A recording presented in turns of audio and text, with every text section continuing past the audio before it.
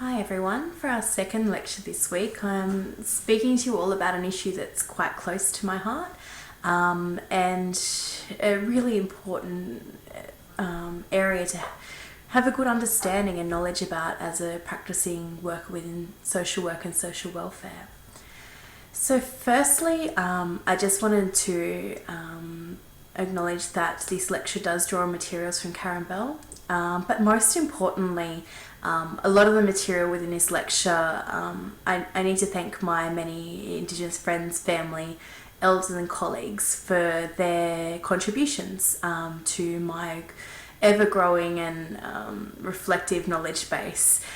So I continue to hold these people very dear as an invaluable resource in developing knowledge, insight and reflective capabilities.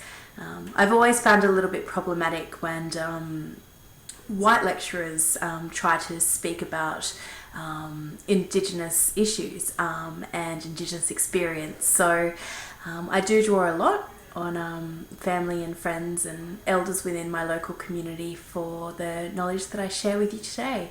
At points this PowerPoint gets quite wordy and I won't read it all, but I did that purposely because I think traditionally in this country we have glossed over many things in terms of our history. We often haven't been given a full picture. So I've really tried to encapsulate as much as I can within this presentation. I know that we are lucky enough to have some Indigenous students amongst us in our cohort, so please, if you have anything to add or to share or to reflect on as part of this presentation, jump onto the forum and let me know. Thank you. So, just to start off on a really light note, this is a really funny mockumentary which we can now unfortunately only get our hands on the short excerpt of it, but I'd urge you to watch that when you get a chance. Your readings for this week are chapter 13, which is entitled Aboriginal Issues in Context. There's also an additional reading by Martin in 2003 within your learning modules for this topic. So it won't surprise many of you, but Aboriginal people in Australia are the oldest surviving continuous culture in the world. For at least 60,000 years, they have survived with warmth, with strength, with personal courage and a commitment to community and their land. So I've pulled 2011 census data into this presentation. Although some of the census results have been released for 2016, not all of the data is published in full yet, so it's a little bit dated, I'm sorry for that. But the data states that Indigenous Australians make up 4% of our total population. Northern Territory has the highest proportion of people identifying as Indigenous at 27%, and Victoria the lowest at 0.7%. Growth in Indigenous proportion since last census within this 2011. I think there was further growth within the 2016 results too. An increased birth rate and also more individuals identifying as Indigenous as well. The majority of Indigenous people within Australia live in major cities, so 33%. The remaining population is evenly distributed across inner regional and outer regional areas and remote and very remote Australia. So a little bit of data and statistics collated from a number of sources, as you can see from the heading. So in terms of education, Indigenous Australians are still underrepresented in higher education, post-school qualifications as well as completion of high school numbers. In terms of employment, Indigenous Australians are twice as likely to be unemployed. In terms of health, life expectancy for an Aboriginal woman is 64.8 years compared to 82 years for other Australian women. For men, it's 59.4 years compared to 76 for other Australian men. Infant mortality rates for Aboriginal people are 4 times that of non-Indigenous population. Young Indigenous people are incarcerated at 23 times the non-Aboriginal rate, and adults are 15 times more likely. Young Indigenous people represent 52% of those in custody. And adults 20%. So sorry if I do struggle through this a little bit, but the statistics, they're really troubling. And although I'm very aware of the terrible statistics, they still have an impact. I mean, as welfare workers and social workers, inherently, these sort of statistics should make us feel uncomfortable and should make us question and advocate and really feel passionately. So current statistics, as you would have noted from the last slide, in every single indicator, so in health, in child protection, in prisons, highlight that there's something desperately wrong in the way that Aboriginal people are treated in this country. And it presents us with some serious challenges as social work practitioners that we do need to be addressing. So a little bit more on that at the end of the presentation. I think an important thing to highlight, which I've learnt through my experiences talking with a lot of Indigenous community members in a number of different communities and within my own extended family, is that it's really important to acknowledge that Aboriginal and Torres Strait Islander communities are heterogeneous. Sorry, very big word that I'm not very good at saying, not homogeneous. So what we're saying there is that we can't sort of say that all Aboriginal culture is the same. There's lots of difference between the different countries and the different communities. And the point that I've put here, which is from the chapter in the text, is that social workers cannot expect to work effectively with Indigenous communities without a sound knowledge of the history of Australia and the experiences of Aboriginal and Torres Strait Islander people with government authorities. Working with Aboriginal and Torres Strait Islander people requires soul searching, forgiveness, and preparedness to challenge our potential for racism at both an individual and societal level. It may also mean a rethinking of our history as well.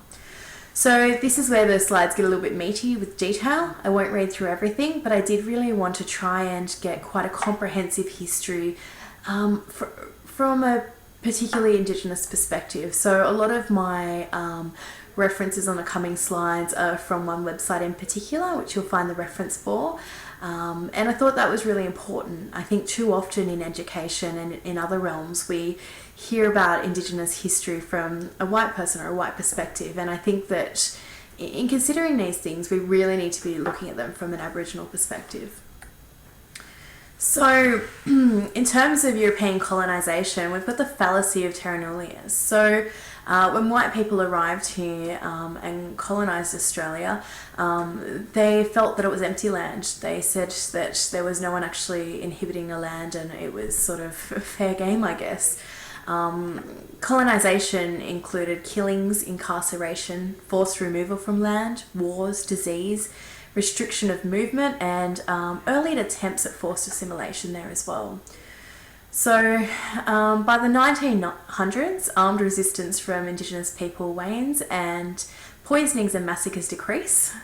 They don't disappear altogether. Slowly the population begins to increase, and it's within this period that legislation's introduced that describes the relationship as one of protection. Interesting political terminology there, and I know already on the forum for week 3 there's been some discussion around the government and terrible policies that have been throughout our history. So I think in the little speech bubble there, I've got to consider it in the context of social Darwinism. So social Darwinism was a theoretical idea throughout this era that saw Europeans as different and superior to all non-European people. So obviously not an excuse, but it was sort of it was a school of thought at the time that was quite prominent. Between 1910 and 1970, a lot happened. Sorry, my face is blocking some of the text there.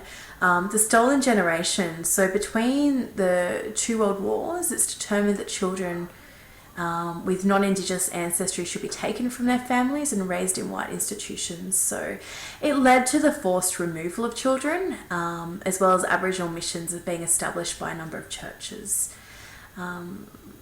I think it's arguable in some situations that there's obviously an ongoing impact of the stolen generation, but there are arguments that this is continuing to happen for some Aboriginal families as well. I will not read through the whole slide because it is there for you to read through. Shockingly, in 1948, shocking because it's not that long ago, Indigenous people were counted as Australian citizens, given the right to vote in 1962, and in a really historic referendum in 1967, more than 90% of Australians voted to say yes, Indigenous people should actually be counted in the national census of our population. So 1967, really not that long ago.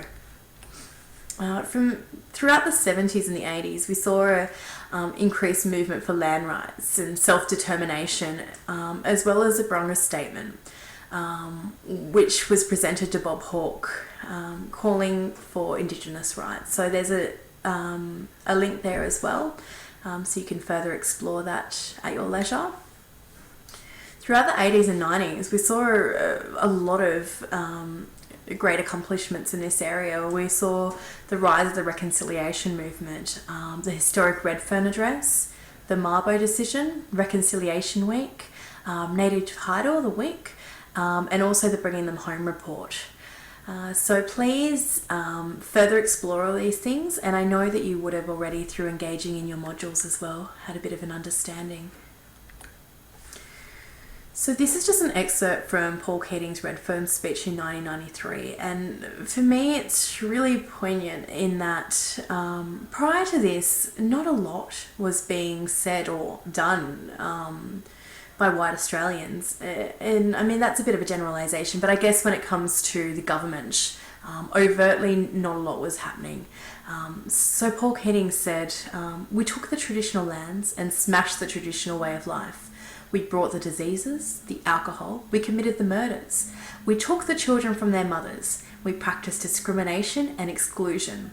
It might help if non-Aboriginal Australians imagined being dispossessed of land we had lived on for 50,000 years. And then imagined ourselves told that it had never been ours. Imagine ours was the oldest culture in the world, and we were told that it was worthless. Imagine if we had resisted settlement, suffered and died in defence of our land, and then were told in history books that we'd given up without fight. Imagine if we'd suffered the injustice and then were blamed for it." So yeah, a really nice excerpt from that speech as well.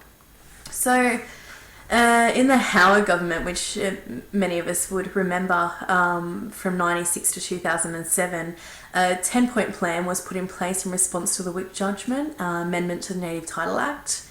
The main aim was to close the gap opened by Whig re-native title claims. There was no apology for stolen generation at this stage. A defunding of HCS services, which had started in the 1970s and led to the closure of HCS through Howard's government. Mainstreaming of service, and notably as well an ACOS apology on behalf of many social welfare organisations, including ASW, to those identified within the Bringing Them Home report. If you have some spare time, I would urge you to read the Bringing Them Home report. It's a difficult read, and I think difficult for many reasons, but I think mainly because it's been 20 years now since it was written, and to be honest, lots of the things are still really problematic that were identified at that point. My slide box has gone a little bit over, sorry, here we go. Hopefully that fixes on your video. I know I tried to move my face last lecture and it didn't work. So from 2000 onwards, there's been bridge walks, a centenary of Federation, which is not notable in itself, but it also coincided with the largest gathering of Indigenous people in Australian history, just outside Alice Springs, the HCS inquiry, as well as reconciliation in action. So there's more on there to read about as well. Like I said, I really don't want to be just reading through all this information. Please read through it, reflect it on in your own time, and do some further research as well. 2007, so this is probably really at the forefront of memory for lots of us, the intervention into the Northern Territory. Also then followed by in 2008 the apology speech from Kevin Rudd, which I've popped into learning modules as well. 2009, so Australia supports United Nations Declaration on the Rights for Indigenous People. prior to 2009, we'd been only one of 4 nations to oppose this declaration, which is mind-boggling. 2010, an expert panel is appointed by the government to consult and lead a nationwide discussion about formally, see my box is moving again on this, I hope it doesn't move on your video too much, about formally recognising Aboriginal and Torres Strait Islander peoples in the Constitution. In November of 2012, an Act of Recognition Bill is introduced into the House of Reps. Most recently, in 2007, there was a National Constitutional Convention which met. It was a meeting of Indigenous people who met at Uluru. And please watch this video. This is Megan Davis speaking from the referendum and reading the Uluru statement. As a result of this meeting, a referendum council, or was part of it as well, referendum council final report was written. This was delivered to the Prime Minister and the opposition leader on June 30th this year. This report was developed in consultation with Indigenous communities and Indigenous people across Australia. It rejected a tokenistic recognition of Indigenous Australians within the Constitution, preferring there to be a representative body attached to the government, so Indigenous Australians could voice their needs and their wants and the gaps to Parliament in a way that's recognised. So please click on the link below as well to see this final report. So that was my little rambling, a quick rambling through history, but I really do urge you, if any of those things are new to you or you aren't familiar with them, have a look. And I mean, that's not exhaustive. Obviously, there is so much more, and a few slides don't do justice to so many years of history. So please really be inquisitive. Use your peers as a resource. If you know any friends of yours that would have knowledge in this area, share the knowledge and talk about it. So for social work, there are some really clear practice issues. We as social workers and welfare workers need to acknowledge the part that social workers that preceded us played in these unjust practices and social control. We need to understand Australia's history, social injustice and human rights violations. We need to understand and acknowledge those. We need to acknowledge sources of resistance and activism, past, present and future. And we need to be working towards developing culturally appropriate human rights approach to practice. So what is culturally appropriate practice? Well, personal and professional practice is also political, as you know. It's about empowerment. It's about using the ASW Code of Ethics to inform our practice. It's about acknowledging life experience of ourselves and of our clients. It's about positionality and self-reflection, knowing who we are and where we stand as workers and professionals. Examining our own beliefs and our own value systems is really important also. So Dawn Basarab is a Indigenous professor who has written extensively on lots of different topics, and I really enjoy reading her work, but I've picked out one particular quote today, and that is that becoming culturally responsive does not imply that one is an expert.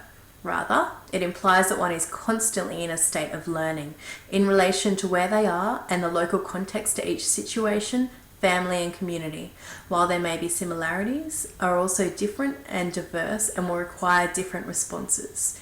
It requires social workers to be reflexive about their own identity and positioning, their biases, their history, and social work theories and skills that they bring to practice. So it really encapsulates that idea that nobody is an expert in anybody else's situation. We need to come to practice in all contexts, being reflective, thinking about who we are in a situation, what our values and beliefs are, our personal experience, our past and our present, and what that means when working with others. So any of you who are aware of Charlie Perkins, he was actually led the freedom rides throughout the 1960s. And I really like this quote of his, which says, "We know we cannot live in the past, but the past lives with us." And I think that's a really important thing for us to remember, that for many people, for all of us, the past lives with us inherently. It's not something that we can disconnect from who we are. The last thing I wanted to share with you today is a song. And some of you may be familiar with this, but it, without fail, makes me quite upset each time I listen to it. And it's just a really nice way of starting to reflect on and begin to understand the feelings and the emotions and some of the things that might have been happening for people and are still happening for a lot of Aboriginal people. So please, if you have a chance, have a look at that. And last of all, just a reference page. As I said, a lot of my knowledge comes from my extended Aboriginal family, as well as elders within my community, and friends as well. So I have used some personal photos throughout the presentation. But if you'd like to chat further about any of this, please jump on the forum. And I'd love to have some open, honest discussions. Are you like me? Did you sort of go through the education system and not know a lot about the history of this country or the true history of this country? Or are you an Aboriginal person yourself and you got some things to add, some things that maybe I haven't thought about talking about today? Either way, I'd love to have some really nice discussions. So thank you for listening.